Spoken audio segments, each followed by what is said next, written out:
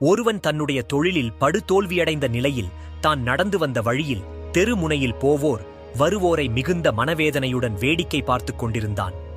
அப்போது எதிரில் உள்ள குப்பை தொட்டியில் ஒருவர் தனக்கு தேவையான பழைய பேப்பரை எடுத்து சாக்கில் நிரப்பிச் சென்றார்.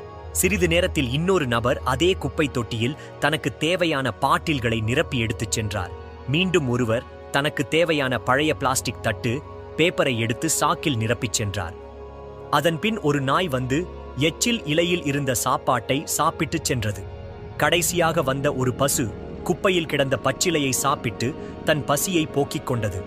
இதை பார்த்த படுதோல்வியடைந்த அந்த நபர் தனக்குள்ளே கூறிய வார்த்தைகள், ஒரு சிறிய குப்பை தொட்டியில் இத்தனை பேர் பிழைத்து வாழ்கிறார்கள் என்றால் இந்த பரந்து விரிந்து கிடக்கும் இவ்வுலகில் நாம் அனைவரும் எப்படியெல்லாம் பிழைத்து வாழலாம் என்று தன் மனதை திடப்படுத்திக் கொண்டு இனி தனக்கு தோல்வியே கிடையாது, இனி வரும் காலங்கள் பொற்காலமே, மிகப்பெரிய வெற்றியே என தன்னம்பிக்கையுடன் தன் பழைய தொழிலை தொடங்கச் சென்றார்.